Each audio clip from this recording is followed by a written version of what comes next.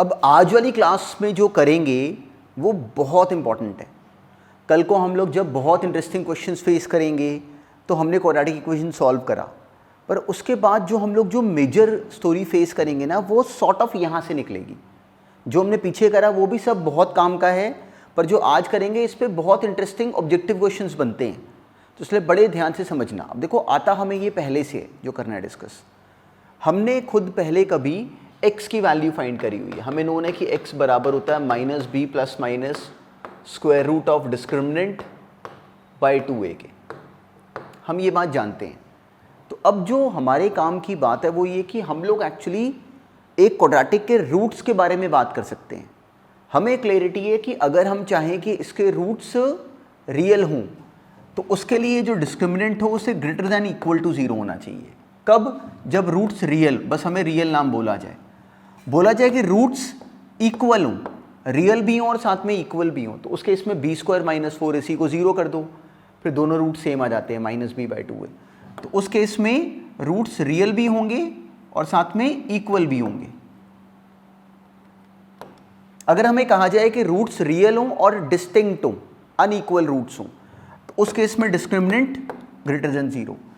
अगर d greater than 0 होगा तो रूट्स कैसे हो जाएंगे? रियल और डिस्टिंक्ट, मतलब अनइक्वल।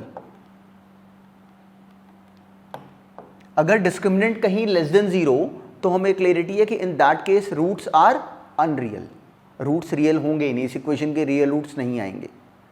तो ये जो आर्टिकल है ना, ये हमारे अब आज वाले सारे काम का बेसिस होगा। इतनी सी बात को ध्यान में रख के हमसे क्वेश्चन पूछे जाएंगे कि बताओ कि इस इक्वेशन के रूट्स कैसे हैं।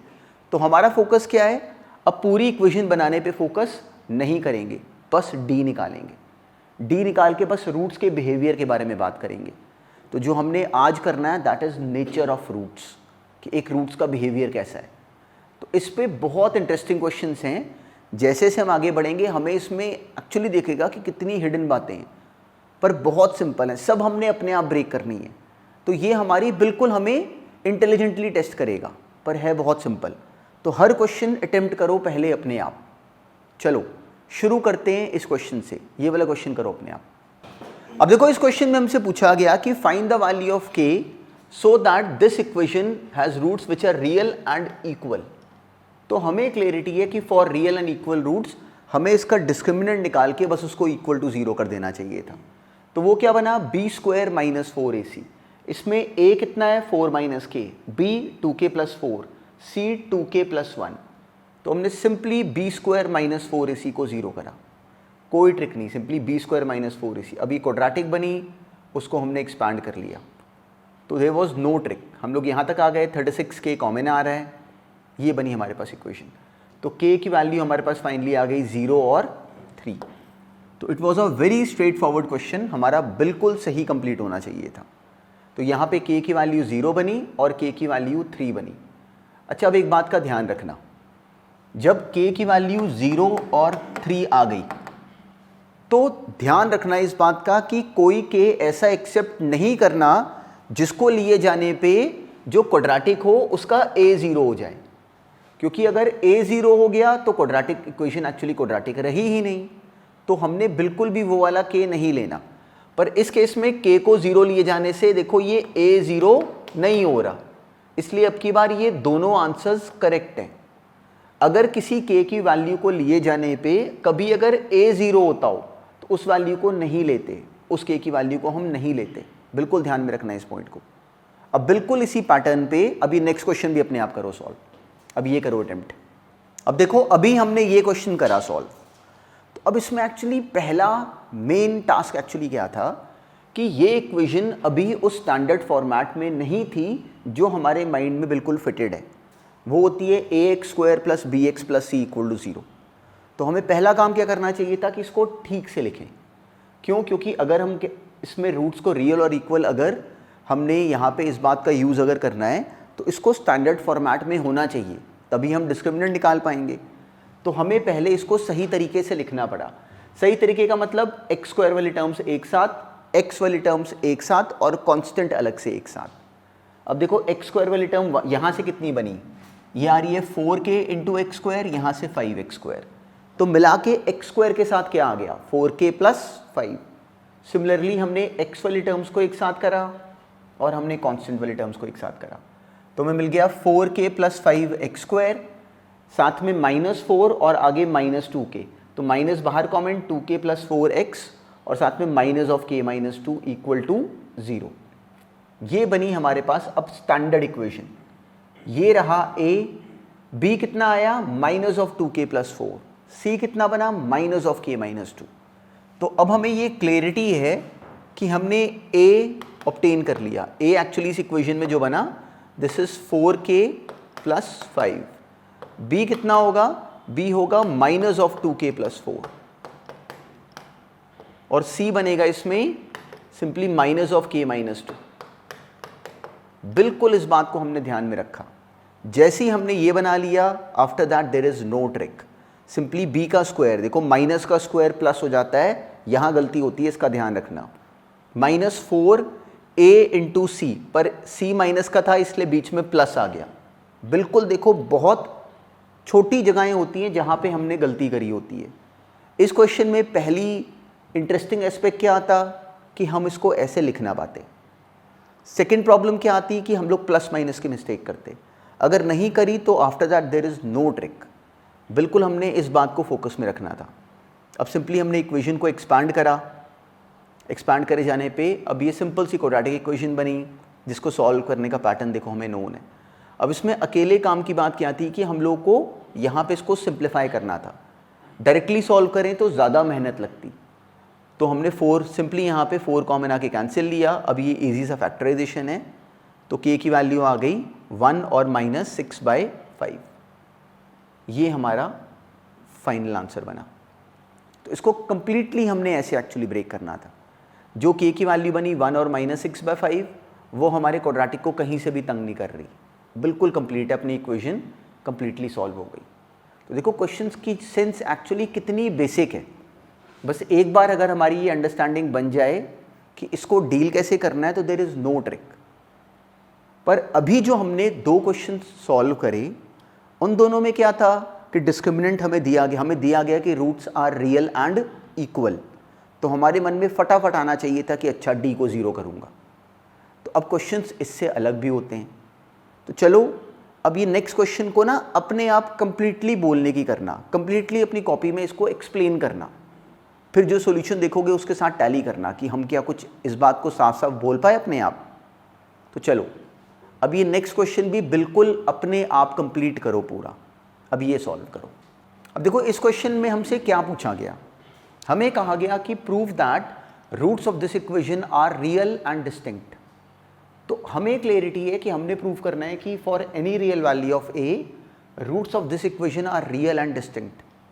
तो अब इसका मतलब क्या हुआ, हमारे मन में फ्रेमिंग होनी चाहिए कि इसका मतलब हमें ये दिखाना है कि इस इक्वेशन का जो डिस्क्रिमिनेंट आ रहा है वो 0 से बड़ा है। हमने प्रूव करना है कि d 0 से बड़ा है। क्यों, तभी रूट्स रियल और डिस्टिंक्ट आते हैं।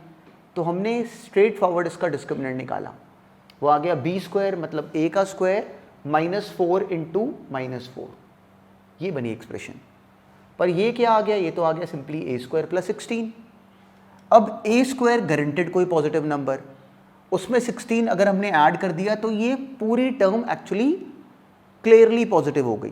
तो अब ये अगर इसका डिस्क्रिमिनेंट अगर स्ट्रेट फॉरवर्ड अगर 0 से बड़ा है तो हमने जस्टिफाई कर दिया कि देखो इसका डिस्क्रिमिनेंट 0 से बड़ा आ रहा है, इसलिए इसके रूट्स हमेशा रियल और डिस्टिंक्ट होंगे for any value of a।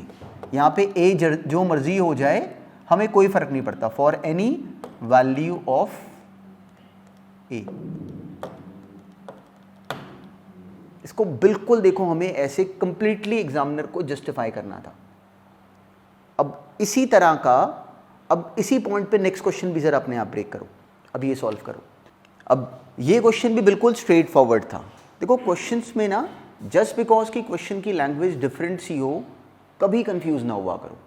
बिल्कुल देखा करो कि हमें क्वेश्चन में जो पूछा गया है वो क्या है। तो इस क्वेश्चन में क्या पूछा गया था, हमें कहा गया कि prove that the roots are real and unequal. ये क्वेश्चन है। तो अब हम ये कैसे प्रूव करते हैं, उसके लिए हम इसका डिस्क्रिमिनेंट निकाल के उसको 0 से बड़ा दिखाने की कोशिश करते हैं। तो हमें यहाँ पे इन टर्म्स की वजह से अपने माइंड में किसी भी तरह की कन्फ्यूजन नहीं लानी चाहिए थी। तो हमने क्या करा, कि सिंपली इसका डिस्क्रिमिनेंट निकाला, वो हो गया बी स्क्वायर, बी कितना था 5 times of P plus Q का होल स्क्वायर, -4a, a कितना था p minus Q into C which is minus of 2p minus Q, देखो माइनस माइनस प्लस हो गया, ये बनी expression simply B square -4ac। तो एक्चुअली होता क्या है कि हम लोग ना कन्फ्यूजन में आके हमारे मन में आता है कि हमें p प्लस क्यू का होल स्क्वायर आता है, उसको एक्सपांड कर देते, p माइनस क्यू का होल स्क्वायर बना यहाँ पे, हम लोग उसको भी एक्सपांड करने लग जाते। तो हमें क्या हमारा काम यहाँ पे एक्सपांड करना था? बिल्कुल भी नहीं। हमारा काम क्या था? ये प्रूव करना कि जो रूट्स हैं वो रियल और अनइक्वल हैं। तो हमने प्रूव करना है कि जो डिस्क्रिमिनेंट है वो हमेशा पॉजिटिव है। तो बस हमने इतनी सी बात ऑब्जर्व करी कि ये तो एक्चुअली किसी नंबर का स्क्वायर बन गया इंटू 25, प्लस ये बना 8 इंटू किसी और नंबर का स्क्वायर। और हमें ये साफ साफ पता है कि किसी भी नंबर का स्क्वायर जो होता है वो गारंटेड पॉजिटिव होता है, जो दूसरे नंबर का स्क्वायर होगा वो भी पॉजिटिव होगा। तो ये दोनों नंबर्स कैसे बने? कोई पॉजिटिव नंबर प्लस कोई और पॉजिटिव नंबर। तो जब दो पॉजिटिव नंबर्स ऐड करेंगे तो आंसर गारंटेड 0 से बड़ा ही आएगा। कैसा आएगा? पॉजिटिव। तो इसलिए हमने ये जस्टिफाई कर दिया कि जो इसका d है that is greater than 0। Why? Because this is a perfect square, it is always positive. This is another perfect square, it is again always positive. दोनों पॉजिटिव जब आपस में ऐड करेंगे तो जवाब इसका गारंटेड 0 से बड़ा बनेगा। इक्वल टू 0 भी नहीं बन सकता। क्यों इक्वल टू 0 तब बनता जब ये भी 0 होता और ये भी 0 होता, पर इस क्वेश्चन में ऐसा हो ही नहीं सकता। क्यों? क्योंकि p इज नॉट इक्वल टू q है, तो इसलिए ये चीज़ 0 हो ही नहीं सकती। देखो बहुत बेसिक सा पॉइंट है। कंफ्यूजन कहाँ पे आती है कि हम यहाँ तक आने के बाद ये बोल नहीं पाते कि हमने करना क्या है। तो इस क्वेश्चन में यहाँ से हमने शुरू करा कि हमने प्रूव करना है कि d 0 से बड़ा है, और वो डायरेक्टली हुआ बड़ा था। हमें कुछ भी नहीं करना था इस क्वेश्चन में। अब बिल्कुल इसी तरह से जब क्वेश्चंस करोगे ना तो ज़बरदस्ती कैलकुलेशंस ना करा करो, कईयों में करनी पड़ेंगी थोड़ी बहुत, पर बिल्कुल देखा करो कि टारगेट क्या है, फिर हमारा रूट बिल्कुल सही बनता है। अब इसी पैटर्न पे अब ये क्वेश्चन सॉल्व करो। इसके बाद अब देखो इस क्वेश्चन में हमें कहा गया कि इस इक्वेशन के रूट्स के नेचर को डिस्कस करो। तो हमें क्या करना चाहिए था? हमें क्लैरिटी है कि हमें बस d निकाल के उसको इंटरप्रेट करना है कि d इसका 0 से बड़ा है, पॉजिटिव है कि नेगेटिव है कि इक्वल टू 0 है। तो हमने सिंपली यहाँ पे इसके डिस्क्रिमिनेंट को ऑब्टेन करा। पहले वो आ गया simply b square minus 4ac, वो आ गया 2a प्लस b का whole square which is 4 times a plus b का whole square minus 4 into this into 1।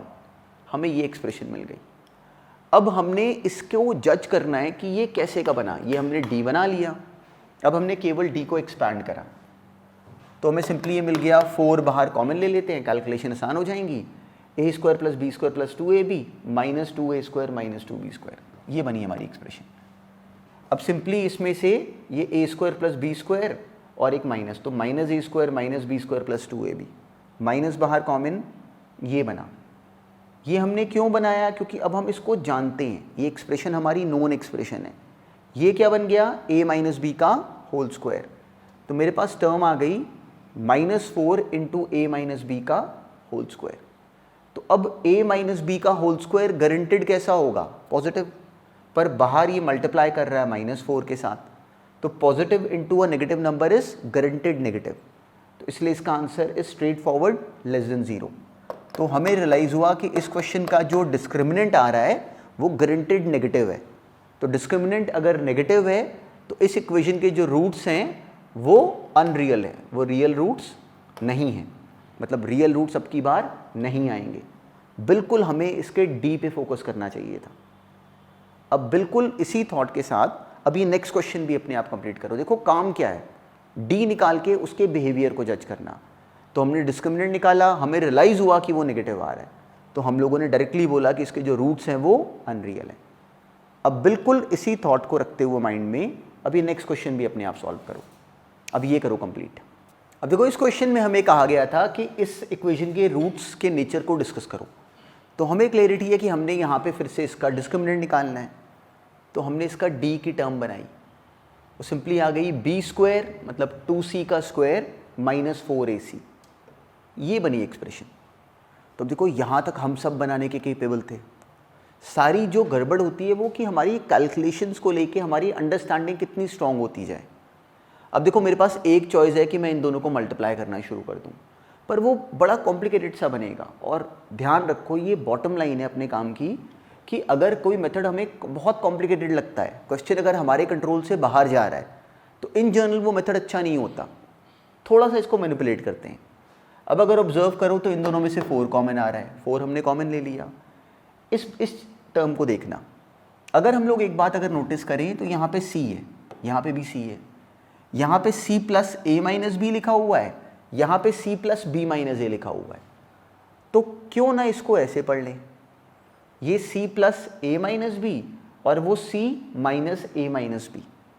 इसका फ़ायदा क्या हुआ कि हमें पूरी वो लंबी टर्म बारी बारी टर्म्स को मल्टीप्लाई नहीं करना पड़ा, कितनी बड़ी एक्सप्रेशन बनती वो तो।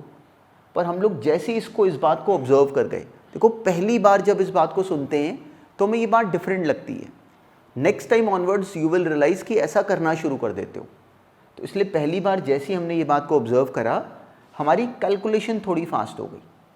ये बन गया सिंपली 4 बाहर common, c square minus x plus y into x minus y, वो क्या हो जाता है x square minus y square. देखो इसको ब्रैकेट के अंदर लिख लिया। इसका benefit c square cancel, directly आ गया a माइनस बी का होल स्क्वायर। तो हमारा डिस्क्रिमिनेंट फाइनली क्या बना 4 इंटू ए माइनस बी का whole square, which is what, किसी नंबर का स्क्वायर। तो अब की बार क्या ये टर्म 0 हो सकती है? हो सकती है अगर a बराबर हो जाए b के। तो इसलिए इसका डिस्क्रिमिनेंट कैसा बना, ग्रेटर दैन इक्वल टू 0। तो इसलिए इसके रूट्स कैसे होंगे, पक्का इसके रूट्स रियल होंगे। हमने ये ऑब्टेन कैसे करा, सिंपली इसके डिस्क्रिमिनेंट को निकाल के। तो बिल्कुल इन क्वेश्चंस में ना कभी कोई ट्रिक नहीं होती, हर बार निकालना तो हमने डिस्क्रिमिनेंट ही है। तो हमें एग्जामिनर ने कहाँ पे फंसाना है, कैलकुलेशंस में, इस तरह की बातों में। तो अभी हमने इस छोटी सी बात को पहली बार सुना, पर अब ऑनवर्ड्स कोशिश करेंगे कि हम ऐसे सोचा करें, अपनी कैलकुलेशंस को थोड़ा ज़्यादा स्मूथ करें। ज़बरदस्ती लंबी टर्म बनाना हमेशा अवॉइड करा करो, वो हमें कभी हेल्प नहीं करता। तो चलो अब इसी तरह का नेक्स्ट क्वेश्चन अटेम्प्ट करते हैं। अब ये सॉल्व करो। अब देखो इस क्वेश्चन में हमसे कहा गया कि show that this equation has no real roots when a is not equal to b। तो हमें क्या करना चाहिए, इसके डिस्क्रिमिनेंट को निकाल के उसको डिस्कस करना चाहिए। तो हमने इसका डिस्क्रिमिनेंट निकाला, सिंपली आ गया b स्क्वायर माइनस 4ac, मतलब 2 इंटू ए प्लस बी का whole square minus 4a into c, minus 4 into 2 into a square plus b square into 1। अब हमें रियलाइज़ हुआ कि ये बन गया 4, यहाँ पे 4 हमने ले लिया बाहर कॉमन। तो हमारी एक्सप्रेशन ये बन गई 4a square plus 4b square plus 8ab minus 8a square minus 8b square. ये क्या बना एक्चुअली, ये आ गया माइनस 4 बाहर common, a square plus b square minus 2ab। अब हमें इसको लेके क्लैरिटी है कि ये a माइनस बी का होल स्क्वायर है। ये बनी हमारी एक्सप्रेशन। तो अब जो a माइनस बी का होल स्क्वायर है, ये गारंटेड कैसा है, this is greater than equal to 0। बाहर ये -4 से मल्टीप्लाई कर रहा है, तो उस केस में ये पूरी एक्सप्रेशन कैसी हो गई, नेगेटिव या फिर इक्वल टू 0 भी। ये इक्वल टू 0 कब हो सकती है, जब a इक्वल टू b हो जाए। पर हमें क्वेश्चन में शुरू में गिवन था कि a इक्वल टू b नहीं है, तो इसलिए जो ये टर्म बनी ये अब की बार स्ट्रेट फॉरवर्ड हमेशा नेगेटिव है। तो अगर ये टर्म अगर हमेशा नेगेटिव है, उसका मतलब जो क्वेश्चन गिवन है उसके जो रूट्स होंगे वो हमेशा इमेजिनरी अनरियल रूट्स होंगे। बिल्कुल इस बात को हमने बोलना था अपनी कॉपी में, a is not equal to b, तो इसका मतलब सिंपली एक्सप्रेशन ये कैसी हो गई, गारंटेड नेगेटिव। तो उसके रूट्स कैसे आ गए, नॉन रियल। इस इक्वेशन के रूट्स कैसे बने, सिंपली अनरियल रूट्स। तो अपनी कॉपी में हमें बस इसको एंड तक एक्सप्रेस कर देना था, बिल्कुल right. There is no trick, बस इसको सही हैंडल करना है, इतनी सी बात को हमने ध्यान में रखना है। अब ये नेक्स्ट क्वेश्चन करो अपने आप सॉल्व। अब देखो इस क्वेश्चन की लैंग्वेज भी बिल्कुल सिंपल थी। हमें दिया गया कि if 2 is a root of this equation, तो हमें समझ में आता है कि अगर 2 इस इक्वेशन का रूट है, इसका मतलब x की जगह 2 लिखे जाने पे वो इसको सेटिस्फाई करेगा। तो अगर x की जगह 2 लिखे जाने पे इसको सेटिस्फाई करेगा, तो हमें समझ में आता है कि x की जगह 2 लिखे जाने पे हम p निकाल सकते हैं। And the quadratic equation this has equal roots. तो अगर दूसरी इक्वेशन के रूट्स अगर इक्वल हैं तो उसका डिस्क्रिमिनेंट कितना आएगा, 0। तो क्यों ना एक काम करें कि पहले वाली इक्वेशन में सिंपली 2 फिल करके हम लोग p की वैल्यू निकाल लें। तो हमने वहाँ पे x की जगह 2 फिल करा, वो इसका रूट है, मतलब इसका सॉल्यूशन है, तो इसको सेटिस्फाई करेगा x की जगह 2 डालने पे। तो वहाँ से हम स्ट्रेट फॉरवर्ड p निकाल सके। p आ गया -2। अब p को अगर -2 हम लोग इस इक्वेशन में फिल कर दें तो अब p को -2 फिल करे जाने पे ये बनी क्वाड्रेटिक। इस क्वाड्रेटिक के बारे में हमें बताया गया है कि इसके जो रूट्स हैं वो इक्वल हैं। तो इस क्वाड्रेटिक के रूट्स अगर इक्वल तो इसका d = 0। तो अब हमने इसका डिस्क्रिमिनेंट निकाला, वो आया b² - 4ac = 0, 16 - 16k = 0। वहाँ से स्ट्रेट फॉरवर्ड k बराबर आ गया 1 के। तो जो हमारे एंड पे काम था इस क्वेश्चन में, वो काम ये था कि हम लोग उन दोनों बातों को रिलेट कर पाएँ। पहले वाली इक्वेशन से हमने p की वैल्यू निकाली, उसको सेकंड इक्वेशन में फिल करा और सिंपली वहाँ पे सेकंड इक्वेशन के बारे में हमें दिया हुआ था कि जो उसके रूट्स हैं वो रियल हैं, तो उसके डिस्क्रिमिनेंट कैसा आना था, 0। देखो अप्रोच कितनी स्ट्रेट फॉरवर्ड है, बस इन बातों का ना लिंक हमारे माइंड में बनना शुरू हो जाता है बिल्कुल इन क्वेश्चंस को देखते हुए। तो इसमें स्ट्रेट फॉरवर्ड इतना सा काम था। अब देखो बिल्कुल सेम पैटर्न पे अब ये सेम तरह का क्वेश्चन था और बहुत सिंपल था। हमें गिवन था कि -5 is a root of this quadratic equation, तो हमें क्लैरिटी है कि इसका मतलब -5 इसको सेटिस्फाई करेगा। तो क्यों ना x की जगह -5 फिल करके हम लोग p की वैल्यू निकाल लें और उसको फिर यहाँ पे यूज़ कर लें। तो हमने सिंपली x की जगह -5 पुट कराया और उससे हम लोगों ने p ऑब्टेन कर लिया। p आ गया 7। p की वैल्यू को 7 निकालने के बाद अब हमने p की वैल्यू को इस इक्वेशन में फिल कर दिया, तो हमें मिल गया simply 7 times of x² + x + k = 0। इस इक्वेशन के बारे में हमें दिया गया है कि इसके रूट्स इक्वल हैं। तो रूट्स इक्वल का मतलब क्या बना कि सिंपली इसका जो डिस्क्रिमिनेंट होगा वो = 0 होगा। तो अब हमने इसके डिस्क्रिमिनेंट को निकाला, वो आ गया b² - 4ac, मतलब 7 का स्क्वायर -4 × 7 × k, ये बनी एक्सप्रेशन। तो हमें दिख गया कि 28 के बराबर हो गया 49, k आ गया 49/28, ये हो गया 7 9s और ये हो गया 7 4s। तो k की फाइनल वैल्यू बनी 7/4। तो देखो इस क्वेश्चन का पैटर्न भी एक्चुअली कितना स्ट्रेट फॉरवर्ड था। बस इन बातों का ना एक बार जब माइंड में हमारे ये सेट हो जाए तो ये क्वेश्चंस बहुत स्ट्रेट फॉरवर्ड होते हैं, पर हमसे ये ब्रेक होने चाहिए बहुत सिंपली। अब देखो आज हमने नेचर ऑफ रूट्स के ऊपर क्वेश्चंस डिस्कस करने शुरू करें, तो इस पॉइंट को समझो कि अगर हमने कभी प्रूव करना है कि डिस्क्रिमिनेंट इसके रूट्स अगर अनरियल हैं, तो हमारा टास्क कोई वैल्यू निकालना नहीं है, हमने उसके डिस्क्रिमिनेंट को प्रूव करना है कि वो नेगेटिव है। या मान लो किसी क्वेश्चन में प्रूव करना हो कि डिस्क्रिमिनेंट पॉजिटिव है, डिस्क्रिमिनेंट हमने निकाला, वो आ गया a² + 7। अगर डिस्क्रिमिनेंट a² + 7 आ गया तो हमें वहाँ पे ये बोलना चाहिए कि a² पॉजिटिव +7 उसमें और पॉजिटिव, तो इसलिए आंसर इसका गारंटेड कैसा हो गया, पॉजिटिव। कई बार हम ऐसे की बातों को बोल नहीं रहे होते, तो इट इज़ वेरी इंपॉर्टेंट। इस क्वेश्चन में एक्चुअली ना जो मेजर स्किल है इस टॉपिक में, वो अब ये बोल पाने की समझ है। तो इसको देखा करो कि एंड तक बिल्कुल कंप्लीटली बोला कैसे गया, और बिल्कुल वैसे करा करो। मान लो क्वेश्चन अगर हमारा कोई अड़ भी जाए शुरू में, तो उस चीज़ पे कभी भी वरिड नहीं होना, क्योंकि बहुत सिंपल पैटर्न है। हमें किसी को दूसरे क्वेश्चन से आना शुरू हो जाता है, किसी को चौथे क्वेश्चन से, तो उस एंगल पे कभी भी वरिड नहीं होना, क्योंकि बहुत सिंपल स्ट्रैटेजी है इतनी सी। तो बस जो हमने आज क्वेश्चंस करे, बस इनको रिवाइज करके आओ। नेक्स्ट क्लास में यहीं से काम कंटिन्यू करेंगे।